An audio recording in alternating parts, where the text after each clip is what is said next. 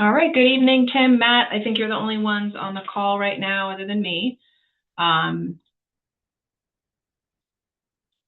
Just want to make sure you can hear me. And then what I would suggest is, since this is a recorded meeting, this is the information session for the 10 affordable rental units at the residences at Hyannis Harbor.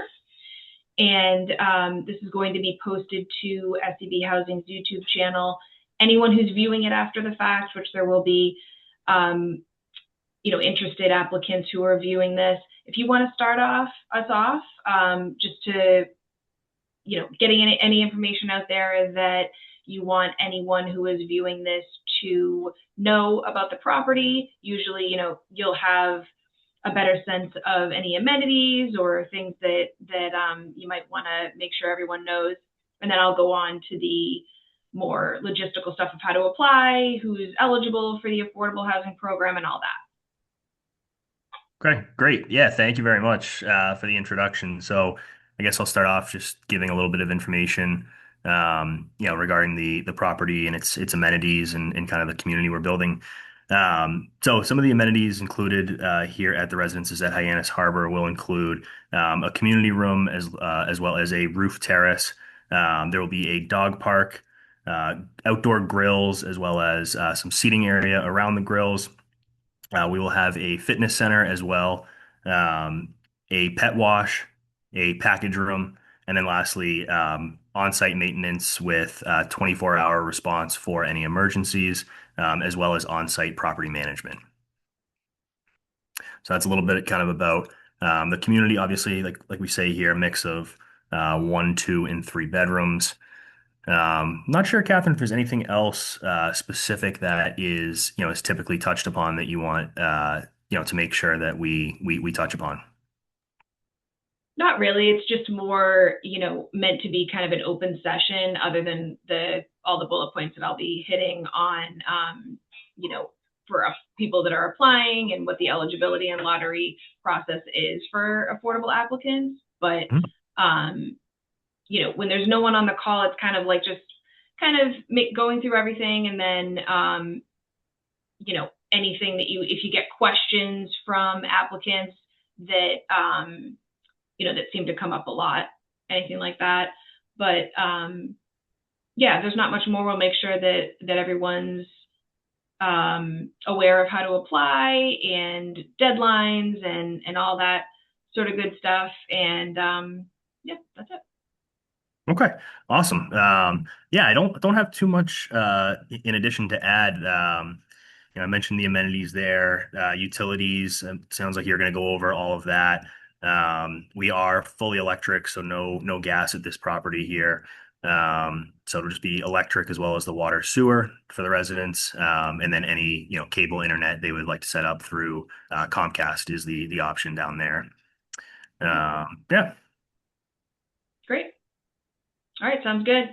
And we'll continue to let you know if we have any questions coming into us that we're not able to answer, but we should have most of everything squared away. Okay, And you're awesome. Yeah, welcome to stay on the call or leave either way. All right. okay. Yeah, we'll probably jump off, but appreciate it. And yeah, anything that comes up, any questions or additional information that we can assist with, definitely let us know. Sure. Thanks a lot. Have a good night. Okay. Thanks. You too. Thank you. All right. So you're watching this after the fact, and this session is, of course, being recorded so you can get all of the information from SCB Housing on this opportunity at the residences at Hyannis Harbor. And just for some background information on who we are, so SCB Housing, we are an off-site affordable housing consultant agency. So we've been hired by the developer to conduct this information session, but also to collect applications for eligible applicants and then eventually run the lottery. So in the initial phases, we are your main point of contact rather than the management office. But further along in the process, you'll be in touch with the management team at the residences at Hyannis Harbor. So the first step in this process is for you to apply for the affordable housing program. You do that by submitting an application to us. There is an online application option. You can see this link on your screen here. And that's going to be the quickest way for you to apply. And to apply for this lottery, you don't have to submit any verifying income information. That will come later on in the process. So if you're interested in this opportunity, we encourage you to go on to this link here. It's also on our website. If you would prefer not to submit an application that is online, you can submit a paper application and email it to us at info@scbhousing.com. You can also send it by regular mail, fax. So there's different ways to get it into us, whatever is preferable for you. So again, the first step in the process is to apply for the lottery. If you're found to qualify for the affordable housing program, based off of what you submitted or what you listed on that application, then you'll be in touch with SCB Housing and we can answer any questions you might have on the affordable housing program, on the application process. The second step in the process is after we run the lottery and create the waiting lists, if your application number was drawn high enough on the waiting list, you'll be put in touch with the leasing office to do your lease screening. So the management team over at the residences in Hyannis Harbor is going to do sort of the typical lease screening that you may be familiar with from renting at other places. So they'll do a credit check, rental history check, background check, that sort of thing. And if you're found to be eligible, you will be able to reserve one of the affordable apartments. After your lease eligibility, you'll be invited to complete your program certification again with SCB Housing, and that will be the point in which you're asked to submit pay stubs, bank statements, tax histories, that sort of thing. And if you're found to be both lease eligible by the management team and program eligible for the affordable housing program by SCB Housing, then you'll be able to sign your lease with the leasing office. And you'll be fully certified for the affordable housing program. So a few steps in the process, the first being to apply for this lottery. And if you haven't already done so, I encourage you to go to scbhousing.com. And if you click on I want to rent, there's going to be a page specific to the residences at Hyannis Harbor. And it will take you to a downloadable version of the application, the information packet, which is where a lot of the information I'll be mentioning today is from. And it'll also have a link to that online application as well. So once you if you fill out the application online, you're instantaneously going to receive an email from Jotform, the website that the application is through, just to confirm that your application was received. That doesn't mean that SCB Housing has reviewed it yet. You'll get a more personalized email from us about a week or two later, confirming how many bedroom sizes you applied for, whether or not you're eligible for the lottery, and that sort of thing. So it is good that you get an instantaneous response back to know that your application has been received, but keep an eye on your email inbox so that you're able to confirm that you have submitted everything and are eligible for the affordable housing for the lottery. So you'll have your lottery application number once you've been found to be eligible. And your lottery application is fairly brief. Again, you don't have to submit verifying information to us at this early stage. Applications are due by March 23rd. So you've got just under a month to get an application into us. The website for the online application will close at 2 p.m. on the 23rd. So you're going to want to get your application in before that time to be considered for this lottery. You don't need to be a resident of Barnstable or Hyannis to be eligible for the lottery. However, there are going to be a few affordable units that will have local preference for residents of the town or those who work full-time or have children going to Barnstable Public Schools. So a lot of this information was already gone over by Matt and Tim, but just to show you the breakdown here, so there are 6 one-bedroom apartments that are affordable, 3 two-bedroom apartments, and 1 3-bedroom apartment. The rents are listed here. These are at 65% of the area median income for Barnstable. So the 1-bedroom is $1,503. The 2-bedroom will rent for $1,653. The 3-bedroom will rent for $1,803. And those amounts have been set by a formula that the Affordable Housing Program ensures that we calculate the rents by. So they take into consideration the area median income for Barnstable that's posted each year by the Federal Housing and Urban Development, HUD. And the rents could increase one time per year, usually around the time that HUD releases their new AMIs each spring. So there would always be advance written notice if there was a change to these rents, and your rent would never increase more than once per year, and it would also never increase in the middle of your lease term. We do expect, and we know that there's going to be more interested applicants than there are available units. There's only these 10 affordable units, and because of that, we're going to have a lottery for the affordable units. So only households who qualify for the Affordable Housing Program will be able to rent these 10 apartments. And again, you have to have qualifying income to be able to apply. So the other eligibility criteria, everything's listed on your screen right now. So you have to have qualifying income below 65% of the area median income, like I mentioned. And I'll talk more about that in a few minutes. The second item to keep in mind for eligibility purposes is that household priority has to be based off of household composition. So if you're a one-person household or a couple that shares a bedroom, you're generally considered to be a type 1 household. You can apply for a 2-bedroom unit, but the larger type 2 and 3 households are going to be placed on the 2-bedroom waiting list ahead of you. And the same goes for larger households who are applying for 3-bedroom homes.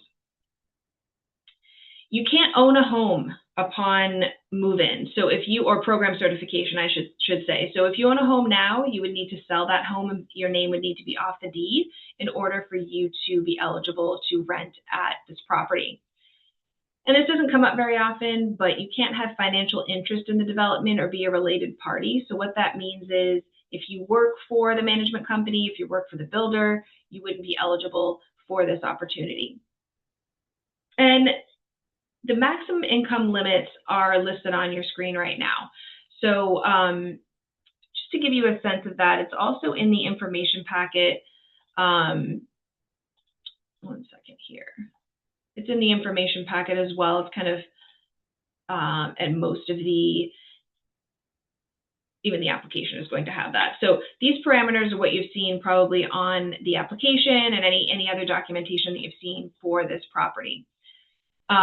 Your total household income has to be below these amounts. So if you're a one-person household, the total household income needs to be below $62,205, and then it goes up from there, and it lists up to 6 people here.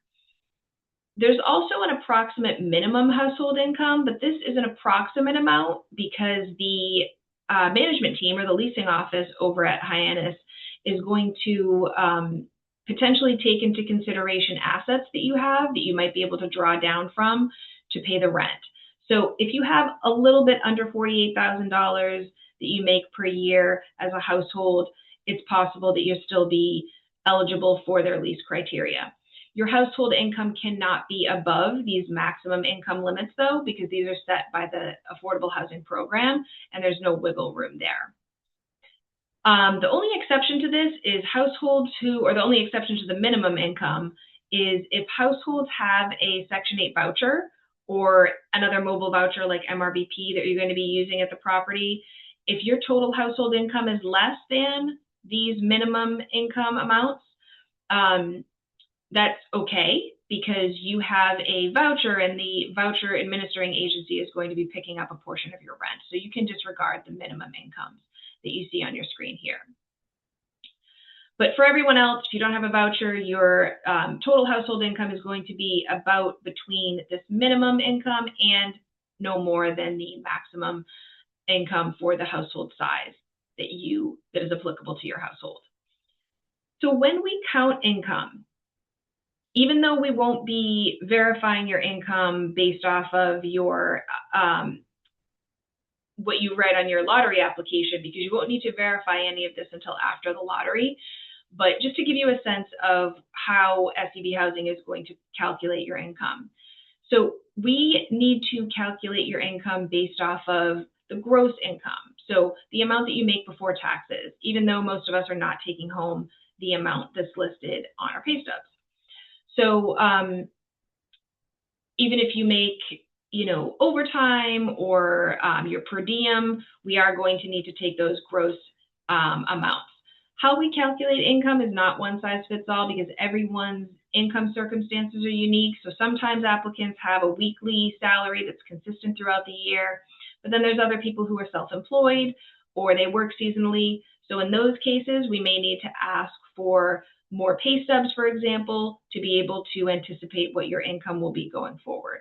Generally, we are going to need to try to estimate what your income is going to be for the next 12 months. And so in general, any income that you have been making, we're going to need to assume that you will continue making it going forward unless we have definitive documentation stating that you're no longer going to be earning that income source. So maybe a letter from your employer saying that you're no longer working there, or that, bonuses won't be paid out this year, that sort of thing. So when you're filling out your application, make sure that you're listing every type of income that's coming into your household. So not just wages, but if there's anyone in your household who's receiving unemployment, a pension, child support, Social Security, that sort of thing. You're also going to want to list all of your assets on your application. And although there is no asset limit for rental opportunities, you do need to list that because we do need to count any income that is being earned by those assets if that is happening. And in terms of, this is only for bank statements and CDs and 401ks and even Venmo and PayPal, but we don't need documents related to your personal assets or jewelry or anything like that. So when you're filling out that application, just make sure you're doing it as accurately as possible because you will need to verify what's in it after the fact. So if you're interested, again, we want you to apply as soon as possible, get the process started. And when you're filling out your application, I just want to make sure that you understand that you're able to apply for more than one unit size. So when you're filling it out, either online or on paper, if you think you might be interested in both a 1-bedroom and a 2-bedroom, please fill that out. There's no downside to doing that. And we'll review your lottery application. We'll contact you if any information appears to be missing or is confusing, and you'll be able to resubmit and correct the information. If you're found to be eligible for the lottery, you'll be sent an email with your lottery application number. So that'll be in the form of a series of numbers. That's the number that will be drawn in the lottery eventually. So it's not it's just meant to be an anonymous identifier.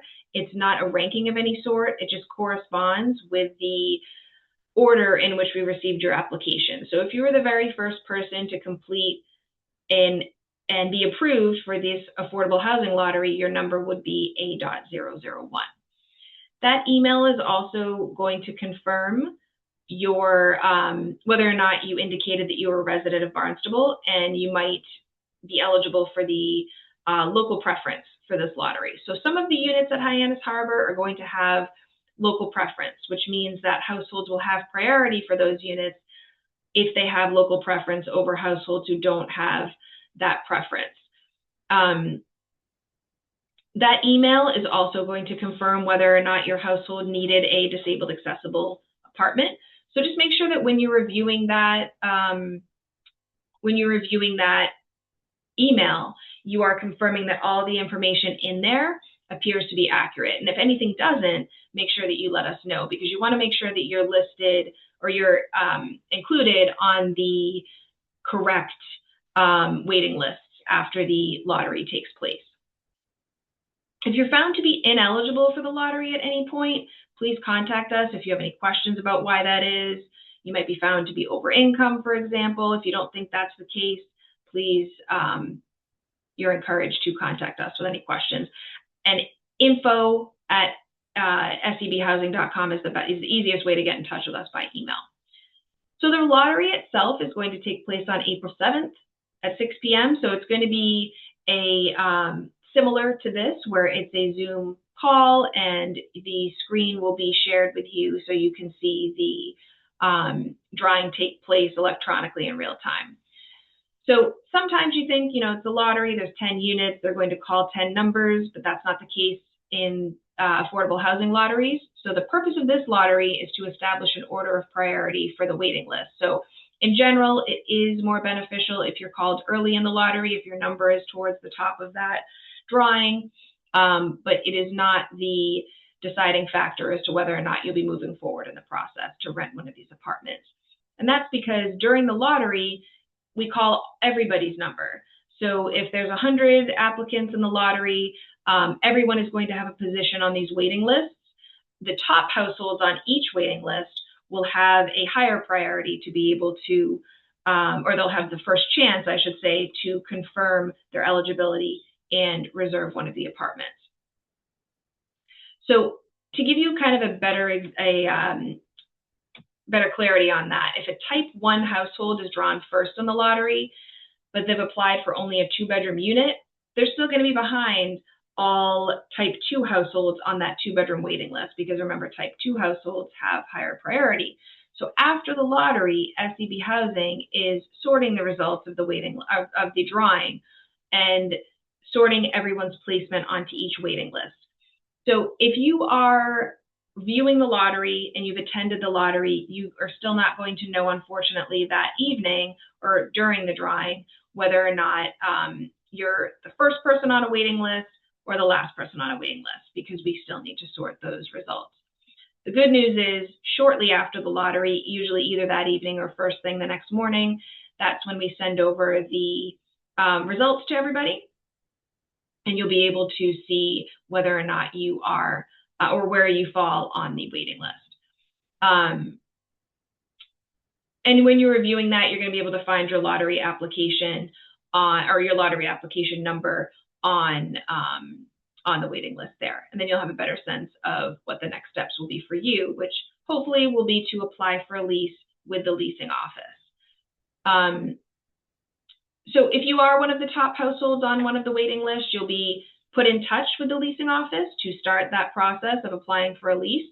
You'll have about 5 days to connect with them to start that lease screening. And again, that would be the step in the process where there's going to be a credit check, background check, rental history check, that sort of thing. And because remember, the leasing office is screening for your lease eligibility, whereas SEB Housing is screening you for this lottery eligibility, the initial screening, and then your program eligibility for the affordable housing program, which will come after the lottery. So once you've been lease approved by the leasing office, that's the point in the process where if you have a top position on a waiting list, you're going to be able to reserve one of the affordable units that's available. And then the second person on the waiting list can reserve the next available unit, and so on and so forth until all of the units are reserved. The leasing office will then notify SEB Housing and will contact you in order to coordinate your submission of your verifying documentation. So pay stubs, bank statements, tax returns, that sort of thing. And hopefully by that point, you've been able to gather that information for us. You'll have about 10 days to get it into us.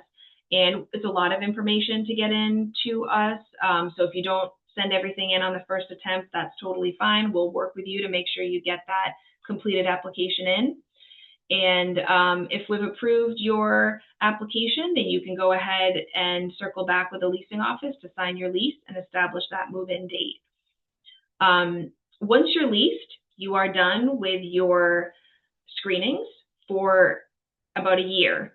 And then if you end up moving into one of the affordable apartments about 3 or 4 months before your lease renewal date, you will need to recertify your income with the leasing office. So keep that in mind. If you're renting an affordable apartment, if you sign a lease for May 1st this year, around this time next year, you would be working with the leasing office to confirm your eligibility for the affordable housing program as part of your lease renewal. So if your income during that renewal process, if your income has increased and is now above the 65% of area median income, that's fine. Households remain eligible for the affordable housing program as long as their income does not then exceed 140% of the area median income. So to give you an example of that, if you were to recertify, or if you were to qualify for this lottery as a household of two, you would have to have a total household income below about $71,000. That same family next year, the recertification could make up to about $99,500 at the time of the recertification and still remain eligible for the affordable apartment. So that means that you'd be able to stay in the affordable apartment at the affordable rental price. So a little bit of wiggle room there for households if they, get a new job or a raise. It doesn't mean you all of a sudden need to pay market rent to remain in your apartment. So that about covers everything I wanted to get through that's in the information packet about this property. And if you're viewing this after the fact, and if you have any questions for SEB Housing, please reach out to us at info@sebhousing.com. You can also give us a call if you prefer to do that. And again, applications for the residences at Hyannis Harbor, they are due March 23rd at 2 p.m. And we encourage you to use the online application link here. And if you go to our website, you will see that there as well. So we look forward to getting your application or any questions you have after you've viewed this or have seen the information packet for this property. Thanks and have a good night.